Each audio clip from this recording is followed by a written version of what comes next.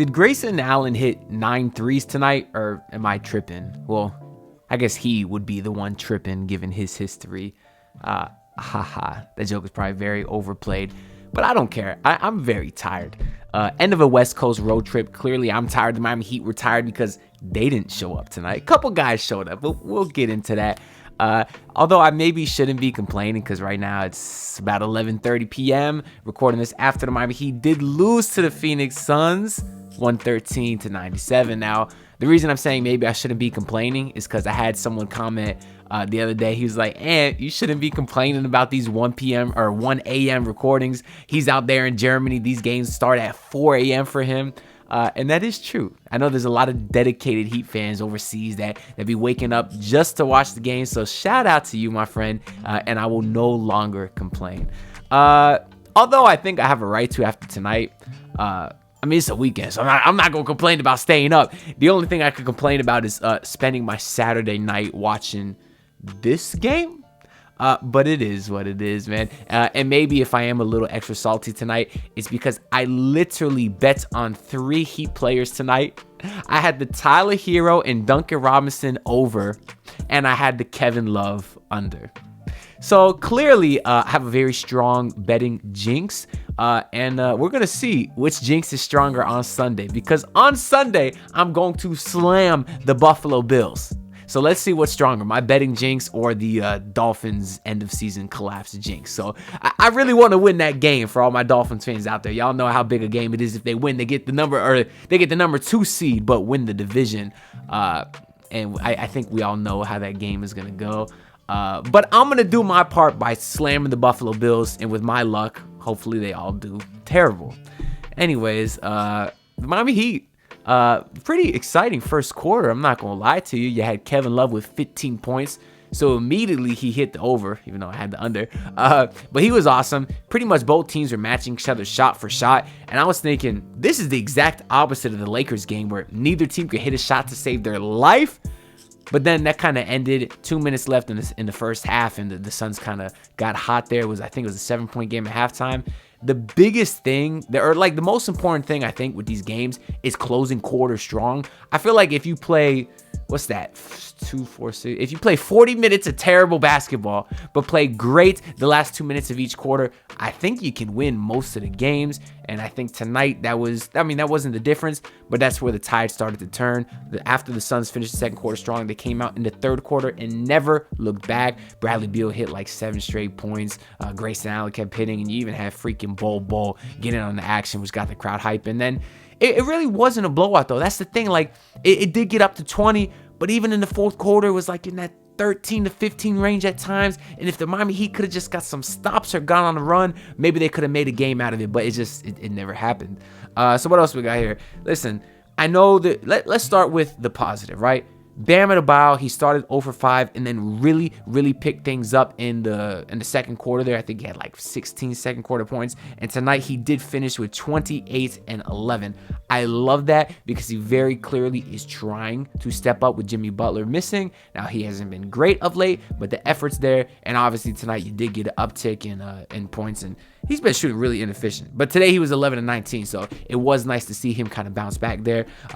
And I guess just to round out the positive, it was Kevin Love. We already talked about him. Kevin Love finished with 20 points and 7 rebounds. Outside of that, there was nothing. Now, we could talk about Duncan Robinson. He was not great today. Jaime Jaquez was fine, whatever. But those guys have been playing really well. I am willing to give them benefit of the doubt because I think it's a bad game. Now, Tyler Herro, right? I want to preface, because I've said this many times. If y'all don't follow me on Twitter, you should, at AnthonyD_Heat. But like, there's a stigma on there that I hate Tyler Herro just because like I posted a clip of the video, or I posted like a preview clip of a video I posted on here a couple weeks ago where I said I think the Heat are better with Tyler Herro off the bench, just because I don't like his fit in that starting lineup with Jimmy Butler and with Bam Adebayo, right? Obviously, with Jimmy out, you can start Tyler. But anyways, I had a lot of Herro stands attack me thinking that I'm a Herro hater. I'm not. That's not the case.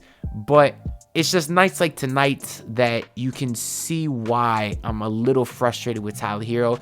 And I was wrong, because at the beginning of the season, I thought he would make an all-star game. I thought he was going to really take a big jump this season. That started to be the case early on, But now that they're missing Tyler Herro and he's trying to take a bigger role, we can see that he's actually not really that guy. That's kind of the frustrating thing, right? You're missing Jimmy Butler. Bam Adebayo stepped up tonight. But you're missing Jimmy Butler. Tyler Herro was terrible. And he hasn't been great since Jimmy's been gone. I actually looked it up. He's averaging slightly more points per game. It's like 0.4, so not even a whole point. But he's still averaging slightly more points per game this season when Jimmy Butler plays than when Jimmy Butler is out. And even if you go back to last season, Tyler Herro only averaged 1 more point than Jimmy Butler when Jimmy Butler played than when Jimmy Butler was out. So all this just to kind of say he really doesn't step up in the absence of your star player, which is the sign of what another star player should do, right? And I commented something like that on Twitter today, and I had people respond saying, if Tyler Herro had a real point guard, if he had a co-star that tried, he would be better. He wouldn't be as inefficient. You're right. But doesn't that kind of mean that Tyler Herro is more of a high-level role player than a star player? And that's just kind of my point. I was really hoping he would turn into that star this season, but that's just not the case. And tonight, I mean, he finished with 9 points on 17 shots. That's just ridiculous. And it continues a trend of very poor shooting and very poor shot selection and just overall terrible IQ with him. Now, he did have 6 assists, finally had a couple pick and roll lobs to Bam, but those instances are just too far between. And it's not a great look for Tyler Herro as of late. I still hope he turns it around because to begin the season, 23 points per game. The efficiency was up. He looked great, but he does seem like he's starting to regress back to the means just a little bit. Now, that's really all I got to say about this game, though. There was that one clip where Bam and Beal were flexing on each other and laughing, and I could nitpick because I don't really like that. Bam, you're getting your ass kicked. Don't over there be buddy-buddy with Beal. I know you guys are friends, but I'd like to see a little more fight in Bam at that time, but whatever. I mean, these guys play 82 games. They're going to go crazy if they go balls to the wall every game. I'm not an NBA player, so I don't want to judge those guys. But really, the only bright side that we got is it's the end of the road trip. Now, they lost. They finished with a losing record. I think they finished 2-3, but at least it is the end of the road trip. And their next game, if I could pull it up right here, I believe is Monday nights versus the Houston Rockets back in Miami. And another positive in the G League tonight, Orlando Robinson dropped 41. So that's kind of exciting. We know he kind of is what he is, though. But that's all I got to say for this video. So let me know y'all thoughts down below. Let me know if I'm overreacting with Tyler Herro, if you still believe in the man, or just if you can't wait for Jimmy Butler to get back. But other than that, please leave a like and subscribe because all those things greatly help me out a lot. And I will see y'all next time. Peace out. Look, pull up in your city, tryna get that dead face. Do it on my own, I don't need no dead weight. Had to kill him off, yeah, I need a head space. You know this homegrown bitch don't offend me.